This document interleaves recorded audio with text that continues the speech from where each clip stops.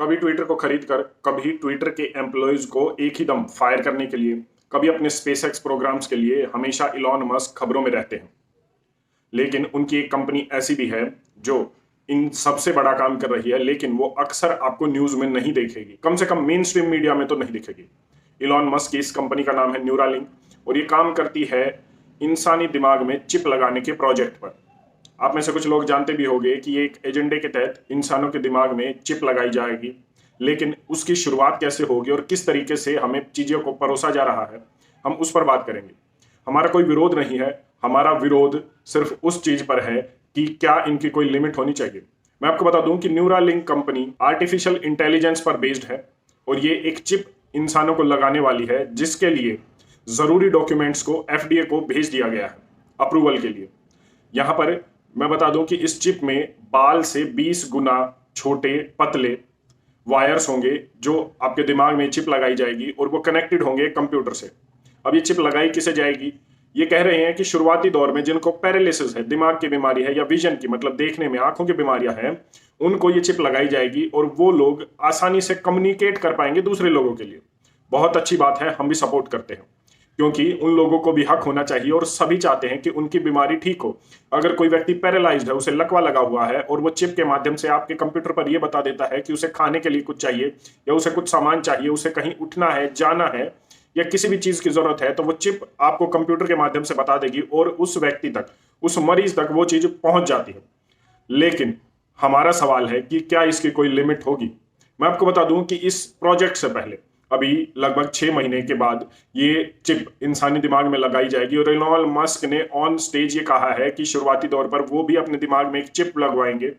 अभी कितना ठीक होगा कितना नहीं वो तो समय आने पर ही पता चलेगा, लेकिन बात यह है कि इससे पहले जब क्लिनिकल ट्रायल्स हुए एनिमल्स पर, मतलब बंदरों को भी ये चिप लगी, सुअर को भी ये चिप लगी, तो 23 बंदर जिनको न्यूरालिंक की चिप लगी थी, उनमें से 15 बंदर मारे जा चुके हैं। ये आपको कहीं खबर नहीं दिखाई देगी, ना ही कहीं मेन स्ट्रीम मीडिया में, ना ही किसी मीडिया में। इसका मतलब है मोर देन 60% मॉर्टेलिटी रेट है। आसान भाषा में बता दूं कि अगर 100 बंदर को ये चिप लगेगी तो उसमें से 60 से ज्यादा बंदर मारे जा चुके हैं। ये क्लिनिकल ट्रायल्स में है और हम इन्हीं क्लिनिकल ट्रायल्स को अगर ह्यूमन ट्रायल्स पर इनके रिजल्ट्स को एप्लीकेबल करते हैं, तो अगर 100 इंसानों को चिप लगेगी तो बाद में 60 आदमी मारे जाएंगे। ये कड़वा सच है, ये रिपोर्ट है जिसे छुपाया जा रहा है। और किस बेसिस पर इसे ह्यूमन ट्रायल्स के लिए अप्रूव किया जा रहा है, यह सवाल आपके मन में उठना चाहिए। हमारा दूसरा विरोध यह है कि आप इसको रोक तो नहीं सकते और हम इस बात का समर्थन करते हैं कि बीमार लोगों को यह चिप लगनी चाहिए। जैसे कि पैरालाइज्ड पेशेंट है, कोई पेशेंट देख नहीं सकता, वो आपको बता सकता है, कोई बोल नहीं सकता, उसकी जरूरत क्या है वो इस चिप के माध्यम से आपको बता देगा। आपकी सारी मेमोरी इसमें फीड होगी, एक कंप्यूटर में फीड होगी। लेकिन इसके बाद क्या प्रोजेक्ट एक डिस्क्लेमर देता है कि हम सिर्फ बीमार व्यक्तियों को ही ये चिप लगाएंगे? नहीं, ऐसा कुछ नहीं है। सिर्फ पैरालाइज्ड पेशेंट को ही ये चिप लगाएंगे, ऐसा भी कुछ नहीं है। इसका मतलब ये है कि शुरुआती दौर में मरीजों को ये चिप लगेगी, पेशेंट्स को ये चिप लगेगी जिन्हें इनकी जरूरत है। उसके बाद ये कंपनियां अपने प्रोडक्ट को बेचने के लिए आपको जरूरत महसूस कराएंगी। मैं आपको बता दूं कि अभी से पहले स्टडीज आ चुकी हैं कि अगर आप मोबाइल का, लैपटॉप का ज्यादा इस्तेमाल करते हैं तो आपकी याददाश्त लगातार कमजोर हो रही है, आप छोटी छोटी बातें भूल रहे हैं। तो इसका मतलब क्या है?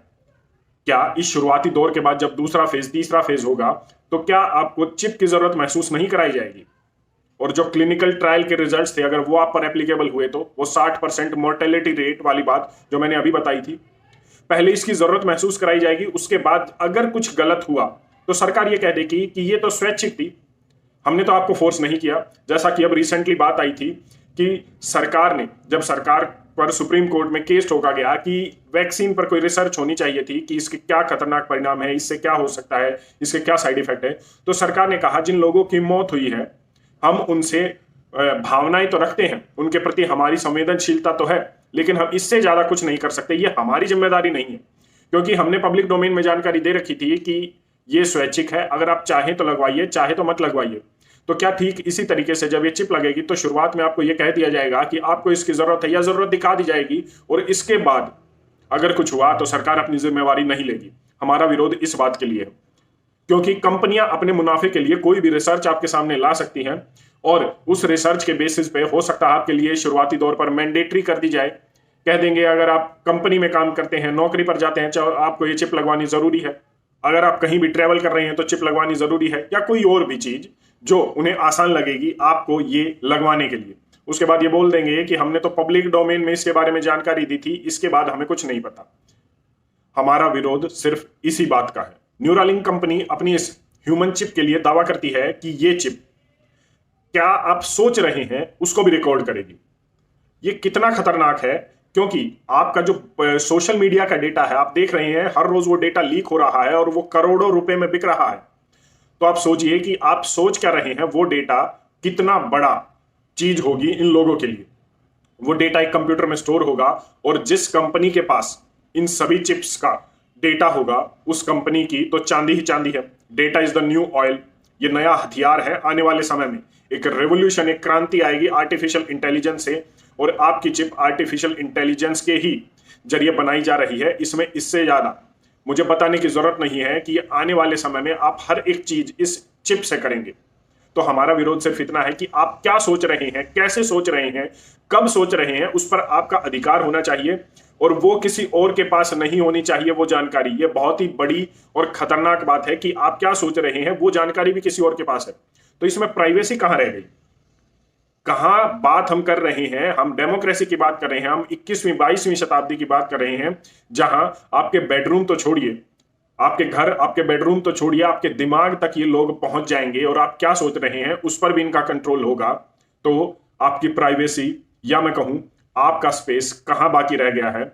अगर आपके दिमाग में भी ये सवाल आ रहे हो तो कमेंट जरूर कीजिएगा। और मुझे लगता है कि आपको हर चीज के ऊपर, डिजिटलाइजेशन एक ऐसी चीज है कि उसे हम झुटला नहीं सकते, ठुकरा नहीं सकते। वो समय के साथ होगी ही होगी, लेकिन इसकी कोई लिमिट होनी चाहिए।